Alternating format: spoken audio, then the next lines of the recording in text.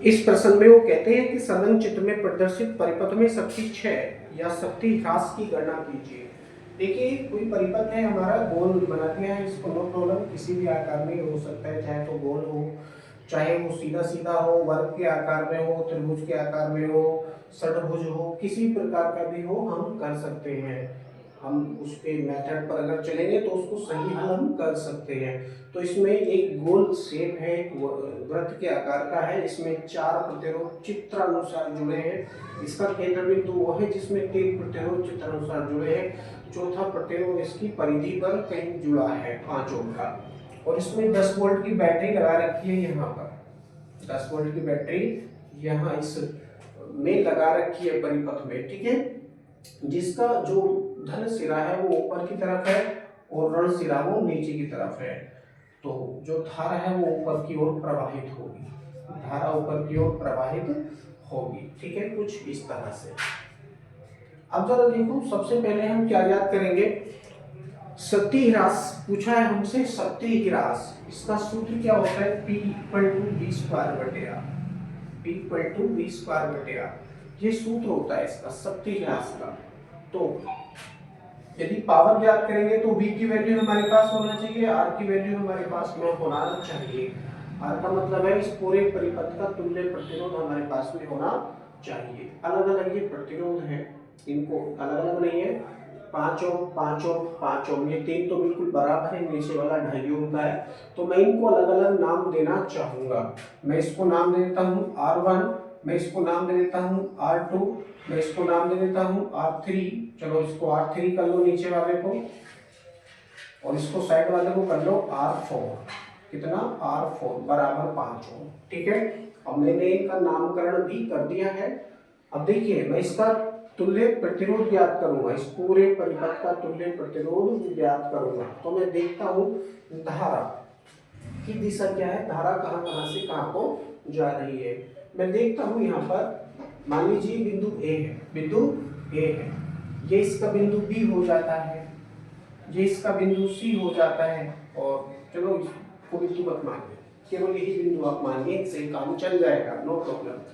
बिंदु ए पर आने के पश्चात ये धारा सेल से निकलने वाली जो वैद्युत धारा है, मान लीजिए वो आई है, कितनी, आई है। अब बिंदु ए पर आने के पश्चात ये धारा दो भागों में बट जाती है। मान लीजिए I1 धारा ऊपर चली गई, I1 धारा ऊपर चली गई है, और I2 धारा इसमें चली गई है, I1 I2। बिंदु बी पर आने के पश्चात फिर से धारा परिवर्तित हो जाती है, कुछ आगे गई कुछ नीचे गई। अब जरा देखो, बिंदु ए से बी तक, बिंदु ए से बी तक केवल एक ही तार है, ये क्या है, गोल शेप में है। तो भैया तार को किसी भी शेप पे आप मोड़ दो, चाहे तो आप ऐसे बना दो, शेप दे दो, किसी प्रकार का भी शेप दे दो, चाहे तो आप वर्ग के आकार में बना दो। क्या है, ये तार है, पहला प्लस वाला, ये माइनस वाला जोड़ देंगे तब भी इसमें धारा प्रवाहित होगी। चाहे तो आप इसको ऐसे ऐसे ऐसे ऐसे जिगजैग बना दो, किसी प्रकार से भी आप इसको कर सकते हैं, नो प्रॉब्लम। तो क्या है, ये तार है, यदि इसमें आप करंट फ्लो करेंगे तो पूरे तार में करंट फ्लो होगा, नो प्रॉब्लम। तो क्या किया है, बिंदु ए से बिंदु बी तक केवल एक ही तार है। इसका मतलब क्या हुआ, जितना विभवांतर बिंदु ए पर है उतना ही विभवांतर बिंदु बी पर होगा, या जितना विभव बिंदु ए पर है उतना ही विभव बिंदु बी पर होगा, ठीक है, बिल्कुल सेम वोल्टेज पे है ये दोनों। ठीक इसी प्रकार से आप देखिए, अब इनके जो इसमें जो भी प्रतिरोध जुड़ रहे हैं, अब देखिए प्रतिरोध कौन कौन से हैं इसमें, बिंदु ए से बिंदु ओ के बीच में प्रतिरोध 5 ओम है, बिंदु ओ से बिंदु बी के बीच में प्रतिरोध 5 ओम है। अब देखिए इन प्रतिरोधों की जो दोनों सिरे हैं वो कनेक्ट है एक पॉइंट पर, कैसे है, कनेक्ट है एक पॉइंट पर। अब जब ये कनेक्ट है तो मैं इसको किस तरह से जोड़ सकता हूँ, मैं इनको कुछ इस तरह से जोड़ सकता हूँ। ये हो गया बिंदु ए मान लीजिए, ये हो गया बिंदु बी मान लीजिए, और ये हो गया इनका बिंदु ओ मान लीजिए। अब ए से ओ, ए से ओ में प्रतिरोध कितना है, 5 ओम का, 5 ओम का, 5 ओम का, ठीक है। ए से ओ में प्रतिरोध है 5 ओम का, तो दूसरा बी से ओ में प्रतिरोध कितना है, बी से ओ में प्रतिरोध कितना है, ये भी 5 ओम का है। कुछ इस तरह से। अब देखिए ए से बी का जो तार है ये भी जुड़ा हुआ है, ए से बी का जो तार है ये भी जुड़ा हुआ है, और धारा कहां कहां से जा रही है, बिंदु ए से बी की ओर जा रही है, बिंदु ए से बी की ओर इसमें धारा प्रवाहित हो रही है, यानी इनके जो ये वाले पॉइंट है कनेक्ट है, ये वाले पॉइंट कैसे हैं, कनेक्ट है। अब जरा देखो ये कौन से क्रम में आपको प्रतीत हो रहे हैं। यदि मैं बिंदु ए और ओ के बीच, ए और ओ के बीच में इसका प्रतिरोध ज्ञात करूंगा तो ये कौन से क्रम में हो जाते हैं, समांतर क्रम में हो जाते हैं, समांतर क्रम में हो जाते हैं। 5 ओम कौन से क्रम में हो जाते हैं, समांतर क्रम में हो जाते हैं, अलग अलग तार से जुड़े होने के कारण। ठीक है, देख लीजिए।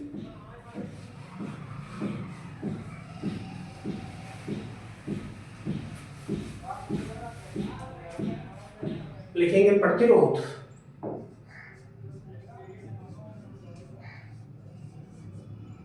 कौन कौन से, तो देखिए R1 है और ये R2 है, प्रतिरोध R1 है R2।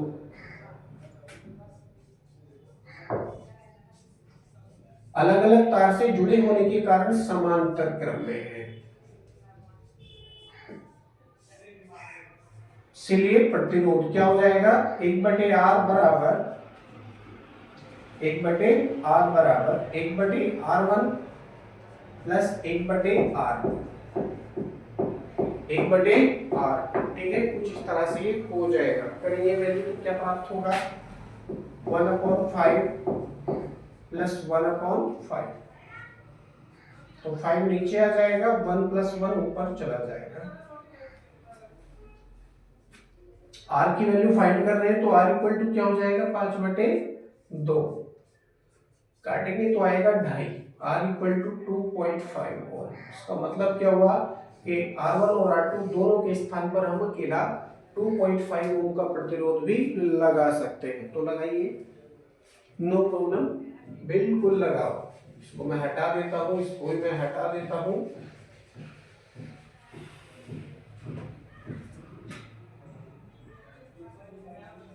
इसका नाम है R और इसकी वैल्यू कितनी है, 2.5 ओम, 2.5। अब जरा देखो, बिंदु B से बिंदु C के बीच में दो प्रतिरोध जुड़े हैं, और दोनों एक ही तार से जुड़े हैं, एक ही तार से जुड़े होने के कारण ये श्रेणी क्रम में आ जाते हैं। ठीक है, लिखेंगे अब तुल्य प्रतिरोध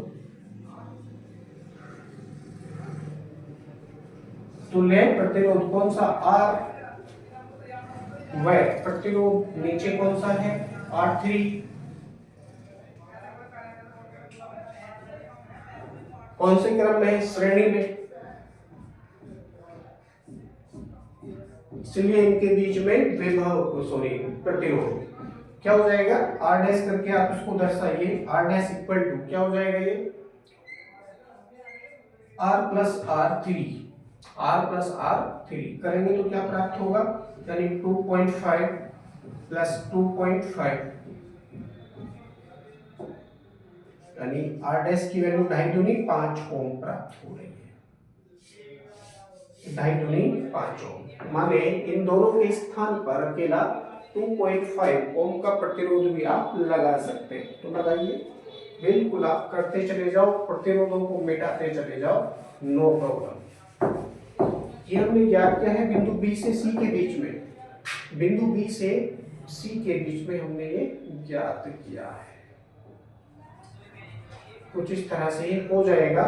इसका नाम है R डैश और इसकी वैल्यू है 5 ओम की।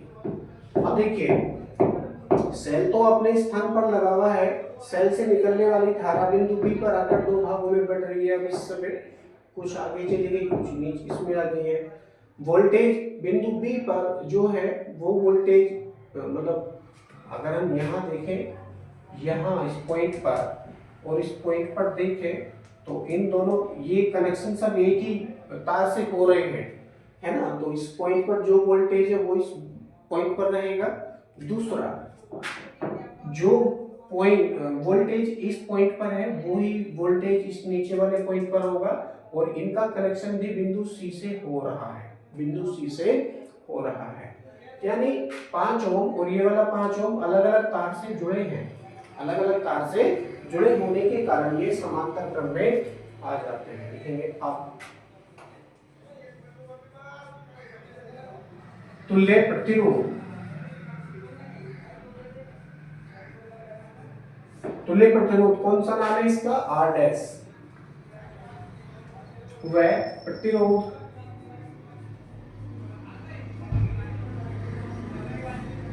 कौन सा बचा? R4।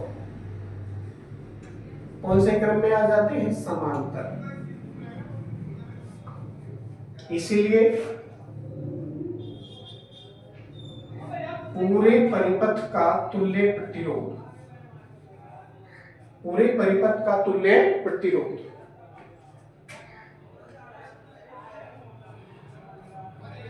तुल्य प्रतिरोध 1/R डबल डैश में इसको कर सकता हूं, नो प्रॉब्लम। ये सूत्र है, क्या सूत्र है? 1/R डैश प्लस 1/R4 करेंगे तो क्या प्राप्त होगा? वैल्यू रखेंगे, यानी 1/5 प्लस 1/5, इनका एलसीएम आ जाएगा 5, ऊपर रहेगा 1 प्लस 1, यानी जो आर डबल डैश की वैल्यू आपको प्राप्त हुई है, R double dash equal to कितनी हुई है? 5/2। डिवाइड करेंगे तो हो जाएगा 2.5 ओम। इसका मतलब हुआ कि इन सभी प्रतिरोधों के स्थान पर हम अकेला 2.5 ओम का प्रतिरोध भी लगा सकते हैं। तो लगाओ, बिल्कुल हटा दो सब चीजें, और केवल क्या रहेगा? बिंदु बी भी हटा दो, बिंदु सी भी हटा दो, नो प्रॉब्लम। सारी चीजें आप यहाँ से हटा सकते हैं। कुछ आपका चित्र इस तरह से हो जाएगा। चलो, एक प्रतिरोध तुल्य वाला जो है वो तो आप यहाँ लगाओ, जो वो तो लगेगा। इसका नाम है आर डबल डैश और इसकी वैल्यू है 2.5 ओम, 2.5 ओम। ठीक है, इसकी वैल्यू इतनी निकल कर आ जाती है। अब इस परिपथ में केवल एक ही प्रतिरोध बचा है और ये इसका तुल्य प्रतिरोध है। ये क्या है? इस पूरे परिपथ का तुल्य प्रतिरोध है। इसमें निर्गत शक्ति या इसमें व्यय शक्ति हम ज्ञात करेंगे, जो कि पूरे परिपथ की शक्ति कहलाएगी। ठीक है, परिपथ में शक्ति ह्रास।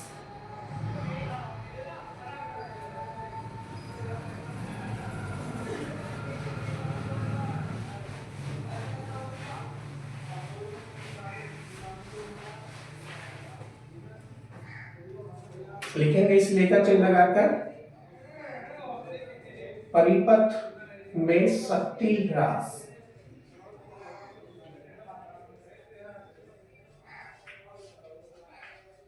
ह्रास कहते हैं हानि, शक्ति ह्रास। अब जरा देखो, ये जो 2.5 ओम का प्रतिरोध है, इसके सिरों पर कितना विभवांतर है? 10 वोल्ट का।